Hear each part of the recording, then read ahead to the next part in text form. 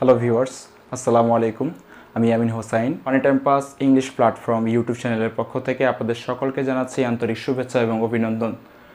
আজকে আমি আপনাদের সামনে নতুন একটি ভিডিও নিয়ে হাজির হলাম। সেটা হচ্ছে ক্যান এবং কুড এর ব্যবহার। আমরা অনেকেই ক্যান এবং কুডের ব্যবহার নিয়ে কনফিউশনে পড়ে যাই যে কোথায় ক্যানের ব্যবহার হবে এবং কোথায় কুডের ব্যবহার হবে। যারা ক্যান এবং কুডের ব্যবহার নিয়ে কনফিউশনে পড়ে যান তাদের জন্য আজকের এই ভিডিওটি। সো ভিউয়ার্স, কথা না বাড়িয়ে চলুন ভিডিও শুরু করা যাক।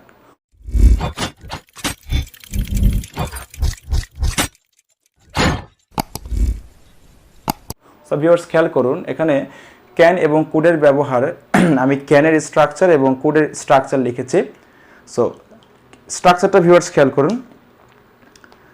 ক্যানের স্ট্রাকচারটা হচ্ছে সাবজেক্ট প্লাস ক্যান, ব্র্যাকেটের নট দিয়েছি, মানে সেন্টেন্সের নেগেটিভ হলে আপনাকে নট ব্যবহার করতে হবে। তাছাড়া আপনি শুধু ক্যান বসাবেন।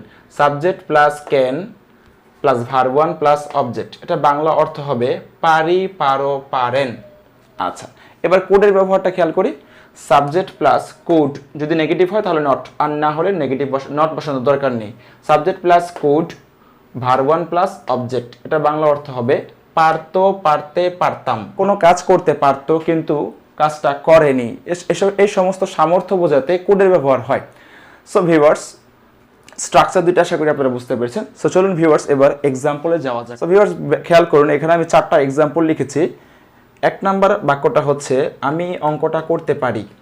আমি অঙ্কটা করতে পারি, পারি, পারো, পারেন। ভিউয়ার্স খেয়াল করুন, এটা কিন্তু ক্যানের ব্যবহার।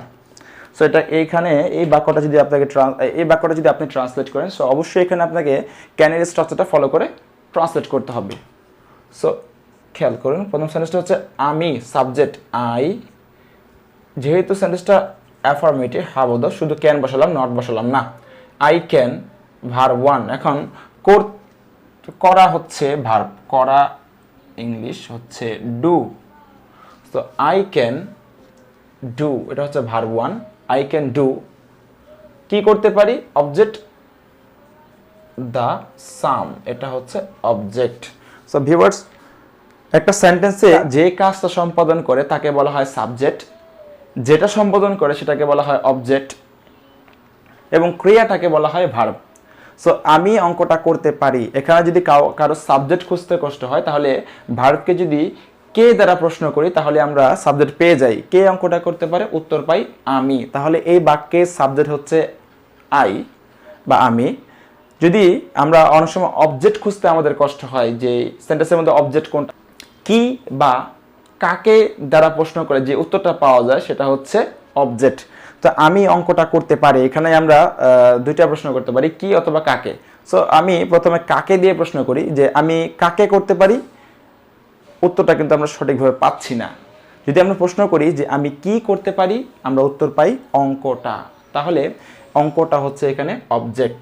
তাহলে রুলস অনুযায়ী সাবজেক্ট বসালাম আই ক্যান, ভার্ব ওয়ান হচ্ছে ডু, অবজেক্ট হচ্ছে the same. I can do the same. So viewers, আশা করি 1 নাম্বার বাক্যটা আপনারা বুঝতে পেরেছেন। সো চলুন এবার 2 নাম্বার বাক্যটা খেয়াল করি। তারা অঙ্কটা করতে পারতো। ভিউয়ার্স খেয়াল করুন, পারতো, পারতে, পারতাম, তার মানে এটা কিন্তু কুডের ব্যবহার।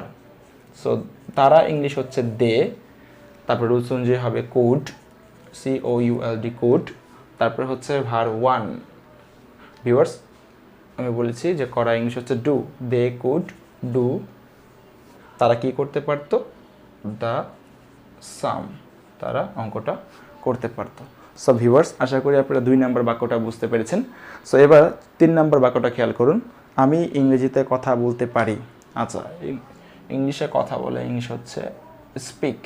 স্পিক মানে কথা বলা, কোনো ভাষায় কথা বলাকে বলা হয় স্পিক। আচ্ছা, আমি ইংরেজিতে কথা বলতে পারি, পারি, পারো, পারেন, তার মানে হচ্ছে এটা ক্যানের ব্যবহার। সো এই বাক্যটা ট্রান্সলেট করতে আমাকে অবশ্যই ক্যানের স্ট্রাকচারটা ফলো করতে হবে। সো রুলস অনুযায়ী সাবজেক্ট হচ্ছে আই, তারপর হচ্ছে কি ক্যান, আই ক্যান, তারপর হচ্ছে ভার্ব ওয়ান। এই স্পিক হচ্ছে verb, speak. I can speak, আমি কথা বলতে পারি কি ইংরেজি না ইংরেজিতে, ইংরেজিতে, মাঝখানে তে এ যে একটা ব্যবহার, এই জন্য আপনাকে ইন বসাতে হবে। স্পিক ইন ইংলিশ, কোনো ভাষায় কথা বলাকে বলা হয় স্পিক। তা I can speak in English, আমি ইংরেজিতে কথা বলতে পারি। সো ভিউয়ার্স, আশা করি 3 নম্বর বাক্যটা আপনারা বুঝতে পেরেছেন।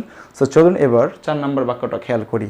আমি ঢাকা যেতে পারতাম, সামর্থ্য বোঝাতে আমি ঢাকা যেতে পারতাম কিন্তু যাইনি।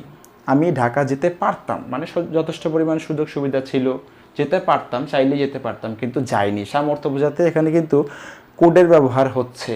আমি ঢাকা যেতে পারতাম, তাম, পারতাম, পারতো, পারতে, পারতাম। সো এই বাক্যটা যদি ট্রান্সলেট করি তাহলে অবশ্যই আমাকে কোডের স্ট্রাকচারটা ফলো করতে হবে। সো এখানে সাবজেক্ট হচ্ছে আমি, আই, তারপরে রুলস অনুযায়ী হবে কোড, আই কুড। যেতে পারতাম, যাওয়া ইংলিশ হচ্ছে ভিউয়ার্স আপনারা জানেন গো, গো অর্থ যাওয়া। সো আই কুড গো, আমি যেতে পারতাম, কোথায় যেতে পারতাম? ঢাকা। কোনো দিকে যাওয়া বলতে আগে প্রিপারেশন আমাদের টু ব্যবহার করতে হয়। I could go, I could go to Dhaka, আমি ঢাকা যেতে পারতাম। সো ভিউয়ার্স, আশা করি 4 নম্বর বাক্যটা আপনারা খুব ভালোভাবে বুঝতে পেরেছেন। ভিউয়ার্স খেয়াল করুন, 1 নম্বর বাক্যটা যদি আমরা নেগেটিভ করি, আমি অঙ্কটা করতে পারি, এটা নেগেটিভ হবে আমি অঙ্কটা করতে পারি না। তাহলে এখানে লিখতাম I can not do the same. ঠিক একইভাবে তারা অঙ্কটা করতে পারতো, এটা হচ্ছে কুডের ব্যবহার। যদি বলি তারা অঙ্কটা করতে পারতো না, তাহলে they could not do the same, তারা অঙ্কটা করতে পারতো না। আবার 3 নম্বর বাক্যটা খেয়াল করুন, আমি ইংরেজিতে কথা বলতে পারি, এটা হচ্ছে হাবোধক, অ্যাফার্মেটিভ। এটাকে যদি আমরা নেগেটিভ করি, মানে আমি ইংরেজিতে কথা বলতে পারি না, তাহলে আপনাকে ক্যানের পর অবশ্যই নট বসাতে হবে। তখন কি সেন্টেন্সটা দাঁড়ালো? তখন দাঁড়ালো I can not speak in English, আমি ইংরেজিতে কথা বলতে পারি না। তারপর 4 নম্বর বাক্যটা খেয়াল করুন, আমি ঢাকা যেতে পারতাম। আর যদি বলি আমি ঢাকা যেতে পারতাম না, তাহলে কি কোডের পর একটা নট বসে যেত, I could not go to Dhaka, আমি ঢাকা যেতে পারতাম না। সো ভিউয়ার্স, এইভাবে আপনারা অসংখ্য সেন্টেন্স বাংলা থেকে ইংলিশে ট্রান্সফর্ম করতে পারেন। সো ভিউয়ার্স, আশা করি এই যে ক্যান এবং কুডের ব্যবহার ফলো করে আপনারা অসংখ্য সেন্টেন্স ইংলিশে ট্রান্সলেট করতে পারবেন এবং স্পিকিংয়ের ক্ষেত্রে এগুলা ফান্ডামেন্টাল বিষয়। সো এই বেসিকগুলো না জানার কারণে আমরা অনেকেই ইংরেজিতে কথা বলতে পারি না। মনে মনে আমরা বাক্য গুছিয়ে রাখি, কিন্তু ইংলিশে সেটাকে বলতে পারি না বা বলতে ভয় পাই। অনেকজনই আমরা সেটাকে গুছিয়ে বলতে পারি না। সো ভিউয়ার্স, আপনারা চাইলেই কিন্তু ক্যান এবং কুডের স্ট্রাকচারগুলো ফলো করে অসংখ্য সেন্টেন্স বানাতে পারেন এবং অসংখ্য সেন্টেন্স এভাবে বানিয়ে আপনারা ইংলিশে ট্রান্সফর্ম করতে পারেন এবং ইংরেজিতে কথা বলতে পারেন। যেমন আমি অঙ্কটা করতে পারি, এখানে আপনি রহিম অঙ্কটা করতে পারে বা সে অঙ্কটা করতে পারে, তারা অঙ্কটা করতে পারে। আবার তারা অঙ্কটা করতে পারতো, রহিম অঙ্কটা করতে পারতো, তারা অঙ্কটা করতে পারতো। এভাবে অসংখ্য সাবজেক্ট, ভার্ব এবং অবজেক্ট বিভিন্নটা বসিয়ে আপনারা সেন্টেন্সগুলো ইংলিশে ট্রান্সফর্ম করতে পারেন। সো ভিউয়ার্স, আশা করি ক্যান এবং কোডের ব্যবহার সম্পর্কে আপনারা খুব ভালোভাবে বুঝতে পেরেছেন। আমাদের ভিডিওগুলো যদি ভালো লেগে থাকে অবশ্যই আমাদের চ্যানেলটা সাবস্ক্রাইব করবেন এবং পাশে থাকা বেল আইকনটি প্রেস করে দেবেন, যেন পরবর্তী ভিডিও আপলোড করার সঙ্গে সঙ্গে আপনাদের কাছে নোটিফিকেশন চলে যায়। এবং যারা অলরেডি সাবস্ক্রাইব করেছেন তাদেরকে অসংখ্য ধন্যবাদ। সো ভিউয়ার্স, আজকের মতো এ পর্যন্তই। দেখা হবে অন্য কোনো ভিডিওতে। টিল দেন, আল্লাহ হাফেজ, আসসালামু আলাইকুম।